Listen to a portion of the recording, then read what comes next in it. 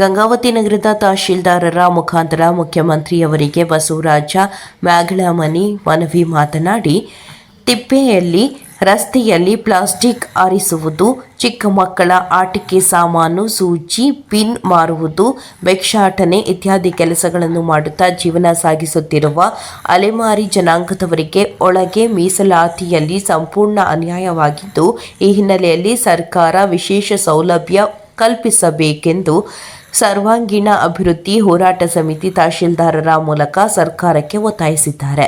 ಈ ಕುರಿತು ಜಿಲ್ಲಾಧ್ಯಕ್ಷ ಬಸವರಾಜ ಮ್ಯಾಗಳಮನಿ ಮಾತನಾಡಿ, ಬಹುಪಾಲು ಜನ ಮನೆ ಇಲ್ಲದೆ ಚಿಕ್ಕ ಟೆಂಟ್ಗಳಲ್ಲಿ ಕಷ್ಟದಲ್ಲಿ ಬದುಕುತ್ತಿದ್ದಾರೆ. ಸಾಮಾಜಿಕ, ಆರ್ಥಿಕ, ಶೈಕ್ಷಣಿಕವಾಗಿ ತೀರಾ ಹಿಂದುಳಿದವರಾಗಿದ್ದಾರೆ.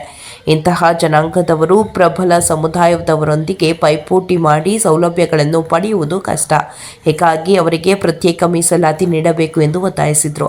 ಈ ಸಂದರ್ಭದಲ್ಲಿ ಜಡಿಯಪ್ಪ ಹಂಚಿನಾಳ, ಚಂದ್ರು ನಿಸರ್ಗ, ರಾಘು ಕಡೆಬಾಗಿಲು, ರಾಮಣ್ಣ ರುದ್ರಾಕ್ಷಿ, ಬಸವರಾಜ ನಾಯಕ, ಮಂಜುನಾಥ ಚನ್ನದಸರ್, ಗಣೇಶ್ ಜಂಬಣ್ಣ, ಚನ್ನಬಸಪ್ಪ ಇತರರು ಇದ್ದರು. ವರದಿ ಶರಣಪ್ಪ, ಗಂಗಾವತಿ.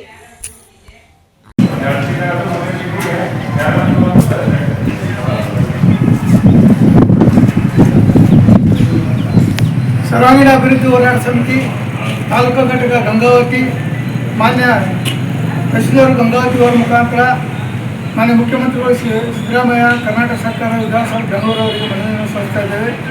ಕರ್ನಾಟಕದಲ್ಲಿ ಏನು ಒಳ ಮೀಸಲಾತಿಯನ್ನು ಅನುಷ್ಠಾನಗೊಳಿಸಿದ್ದಾರೆ, ಇದರಲ್ಲಿ ತಲೆಮಾರಿ ಜನಾಂಗಕ್ಕೆ ದಯವಿಟ್ಟು ಈಡೇರಿಸಬೇಕಂತೇಳಿ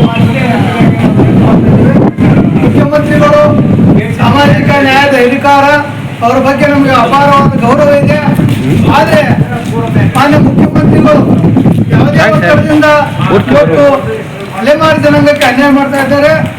ಮುಖ್ಯಮಂತ್ರಿಗಳು ದೇವರಾಜ್ ಅವರು ಬಿಟ್ಟ ಮೇಲೆ 5 ವರ್ಷ ಆಡಳಿತ ಮಾಡಿ ಈಗ 2ನೇ ಅವಧಿಗೆ ಇವತ್ತು ಮುಖ್ಯಮಂತ್ರಿ ಆಗಿದ್ದಾರೆ. ಅಂದರೆ ಅವರು ಒಳ್ಳೆಯ ಆಡಳಿತವನ್ನು ನೀಡ್ತಾ ಇದ್ದಾರೆ. ಅಂಥ ಮುಖ್ಯಮಂತ್ರಿಗಳು ಇವತ್ತು ಐತಿಹಾಸಿಕ ನಿರ್ಧಾರವನ್ನು ತೆಗೆದುಕೊಂಡಿದ್ದಾರೆ ಒಳ ಮೀಸಲಾತಿಯ ಭಾಗವನ್ನು. ಆದರೆ ಇದರಲ್ಲಿ ಏನು ಒಳ ಮೀಸಲಾತಿಯಲ್ಲಿ ಅಲೆಮಾರಿ ಜನಾಂಗಕ್ಕೆ ಅನ್ಯಾಯ ಆಗ್ತಾ ಇದ್ದಾರೆ. ಅವರು ಚಿಂದಿ ಆರಿಸುವ ಕೆಲಸವನ್ನು ಮಾಡ್ತಾ ಇದ್ದಾರೆ ಮತ್ತು ಸಣ್ಣ ಪುಟ್ಟ ಪಿನ್ನು ಮತ್ತು ಬೇರೆ ಬೇರೆ ಸಣ್ಣ ಪುಟ್ಟ ವ್ಯಾಪಾರಗಳನ್ನು ಮಾಡ್ತಾ ಇದ್ದಾರೆ. ಜೊತೆಗೆ ಭಿಕ್ಷಾಟನೆ ಮಾಡ್ತಾ ಇದ್ದಾರೆ.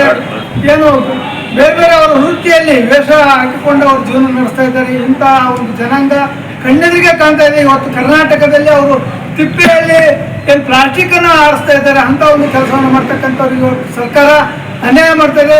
ದಯವಿಟ್ಟು ಮುಖ್ಯಮಂತ್ರಿಗಳು ಇದನ್ನು ಅರ್ಥಕೊಂಡು, ಈಗ ನಾವು ಏನೇನು ಹೇಳೋದಕ್ಕಿಂತ ಅವ್ರಿಗೆಲ್ಲ ಗೊತ್ತಿದೆ. ಅವರು ಸುಮಾರು 40 ವರ್ಷಗಳಿಂದ ಇವರು ಆಡಳಿತ ಮಾಡ್ತಾ ಇದ್ದಾರೆ. ಅವರಿಗೆ ಹೆಚ್ಚಿನ ಒಂದು ವಿಷಯಗಳನ್ನು ನಾವು ಹೇಳಬೇಕಾಗಿಲ್ಲ.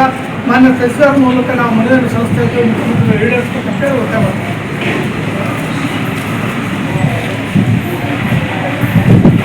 Thank you.